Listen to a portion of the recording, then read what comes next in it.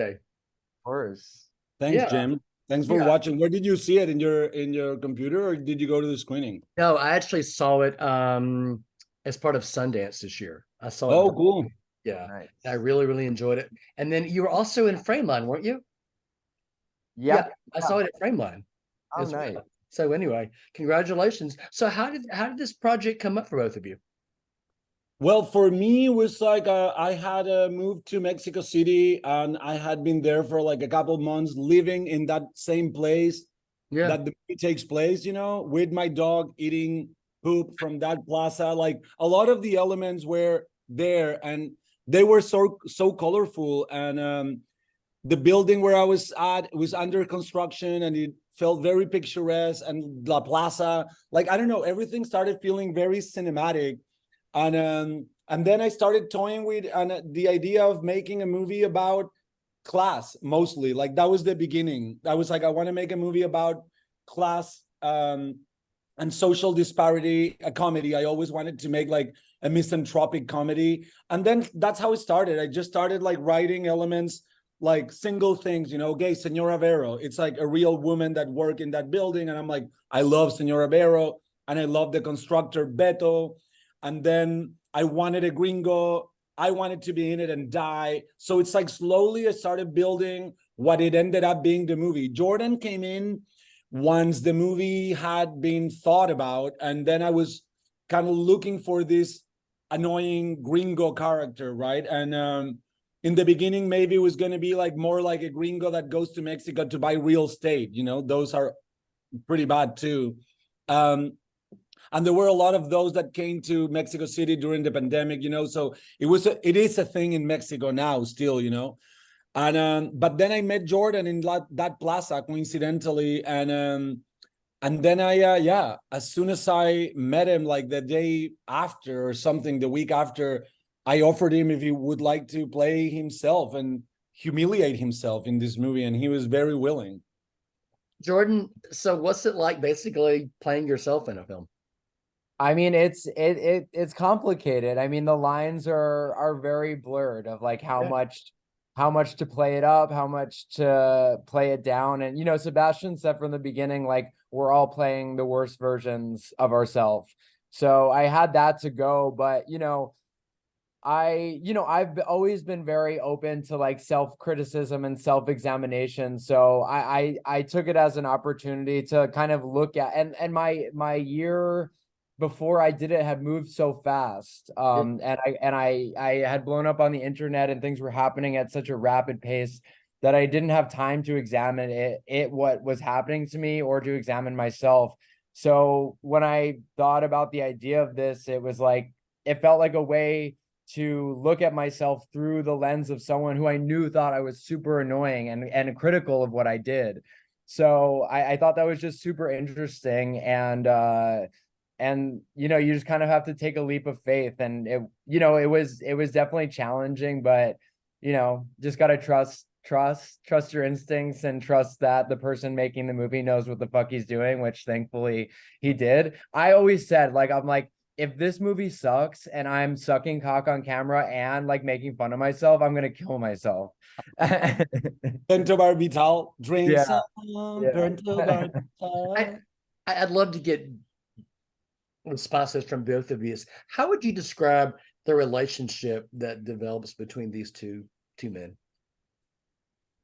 I think it's a pretty uneven relationship, right? It's like, I despise him, and I need his money. I really just need his money, and I'm like, how much can you Venmo me? Can you Venmo me today? Like, I'm all about the money, But I hate him because I hate myself too. It's like the character is just such a self-deprecating, disenchanted man. He hates everything. He hates the people at that beach. He hates that beach. He hates Senora Vero. He hates himself. He hates life. So it's like, and Jordan, on the contrary, is like sort of like, I think his flaw could be how naive and positive he is, and how enthusiastic about this newfound fame and the projects that he's being offered, and he wants to make curb your enthusiasm, but positive. Like there's something that they're like in complete different spectrums of mental health, really, you know. And then coming together is just calling for absolute chaos, you know. I think it's like sorry. I mean, it is like Jordan in a way. Also, it's part of his death, you know. He sent him this voicemail, he checks the voicemail, what Senora Vero's like, if he hadn't murdered Jordan, maybe he wouldn't die. Yeah. Really, you know, like I think it's such a funny detail. The last thing Sebastian ever hears in his life is, "What if I am the gay Oprah? I'm the gay horny Oprah." And that's the last thing he ever has to hear. I have like I have a little bit of a different take than Sebastian.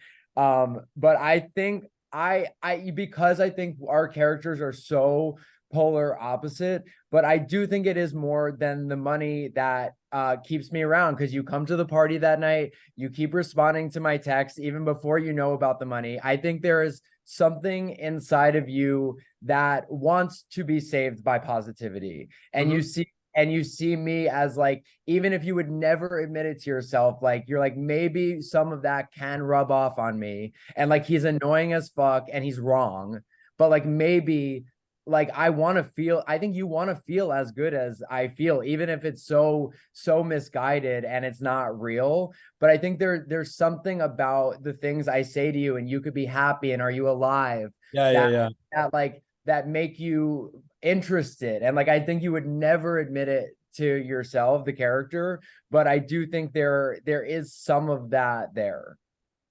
Yeah, 100%. And I feel that ultimately Sebastian doesn't want to kill himself, you know, and like, and then you do make this promise to the audience, which is subtle, but you're like, wait, maybe are they gonna start liking each other? What is gonna happen? Like Jordan comes in as like a light at the end of the tunnel for Sebastian, you know. He's been looking at this poison to kill himself. You wonder if he really does want to kill himself, because when he starts drowning, immediately asks for help. So it's like, what is that contradiction, you know? And Jordan is funny and like very sex positive, and Sebastian seems to be like sort of intimidated by dicks or something, or like uncomfortable by sex. So it's like, you're like, well, maybe Jordan is what Sebastian actually needs. And then before we can learn that, he dies, you know? Yeah. What was the reaction when you first screened this at Sundance? I mean, what was that experience like? Honestly, it was very telling. It was very telling that the movie worked, honestly. Everybody was laughing. People were gasping when they had to gasp. And then the biggest sign is when people stay for the Q&A for me, you know, after I made so many movies, like when the lights come on and the credits are rolling, like usually half the theater leaves. And it's been like, in every Q&A we've made, everyone stays in the Q&A. And then after the Q&A, everyone's talking about the movie, which is also rare, you know? So it was extremely satisfactory. And like, I was very happy that people were laughing. And I feel that I will explore comedy more now. It's such a treat to make an audience laugh, really. And my movies always have been a little funny. So yeah, I've always had that a little. And like, but the only comedy I really had made before was Crystal Fairy, I think. And this is the second one. And like, it's really working for me. And like the expectations as a filmmaker when I'm showing the movie are so much more amusing for myself, you know? Okay. It's really a treat to make people laugh like that. Yeah. I coordinate an LGBT film festival myself here in Atlanta, and I see a lot of LGBTQ themed films, and you know, we see a lot of the same kind of characters. We see a lot of coming out stories and this kind of stories. I had not seen this story before. I had not seen these characters before. Can you both talk about, you know, how important it was for you all to have these nuanced, dimensional characters in this film? Yeah,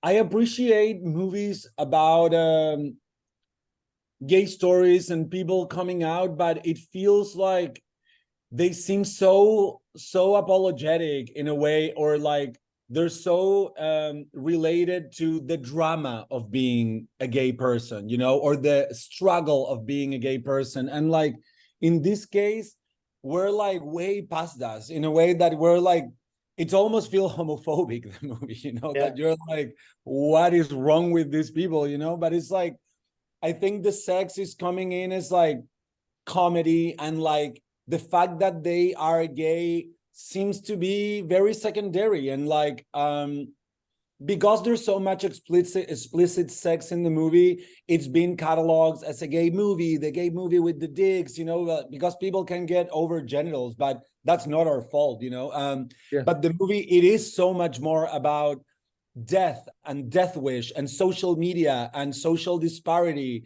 And the lead actress is I don't know, like a working class Mexican woman who's like hiding a body because she's afraid to get fired, so it's like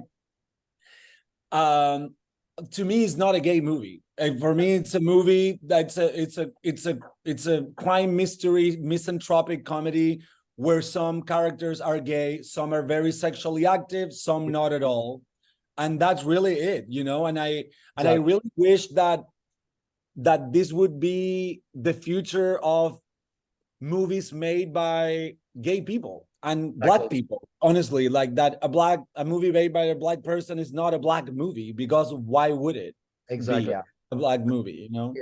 Sebastian, you mentioned this a few moments ago. Jordan, I mean, a lot of tension around this film has been about the nudity and the explicit sex.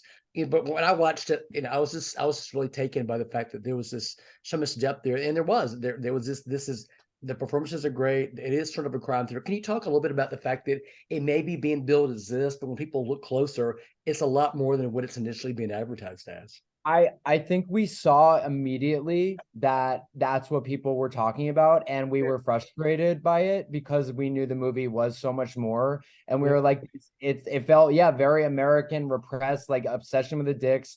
And so when we started to like talk about the marketing with movie, we are like, you know what, let's just like go lean in and like pretend it's a movie about dicks to get people to theaters, and then they'll be shocked when it's about so much more, and kind of putting the joke on the audience. It's like, you think you shallow fuck, you curious shallow fucks coming to see the movie with the dicks, and you're gonna get a whole mouthful of other suicide in class and all this other stuff the movie has to offer. But I think now, to us, like, the dicks are a joke now. Like it's just like, we laugh at it.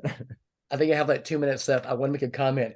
Catalina, oh my God, she's amazing in this. Give her every award. I mean, just looking at her face, there's so much emotion. So from 1 second to the other, she's amazing. But my last question, I wanted to ask you both, can you talk a little bit about the role that you think social media plays in this film?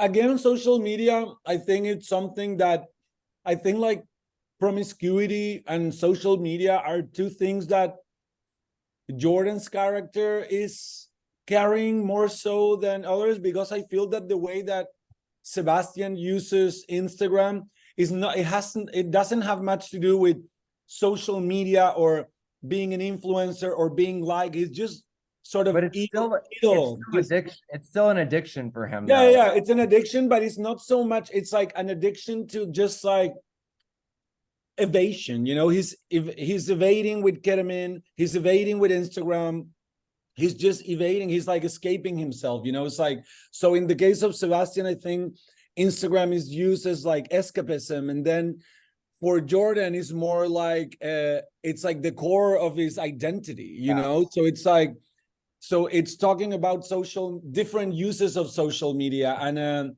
of course, it's like, I think explicitly saying how desensitized social media has made us, and how cruel social media can be, when Jordan sort of starts having this like step-by-step little epiphanies about how terrible his followers are, and that when he starts, the more he posts about his friend being missing, the more followers he gets, because people are obsessed with sort of this morbid potential crime or death or disappearance, but in a way that is like entertaining, the same way as like crime mystery has become kind of #1 sort of Netflix show, you know, that it's like people just want to like are thriving on human pain and murder.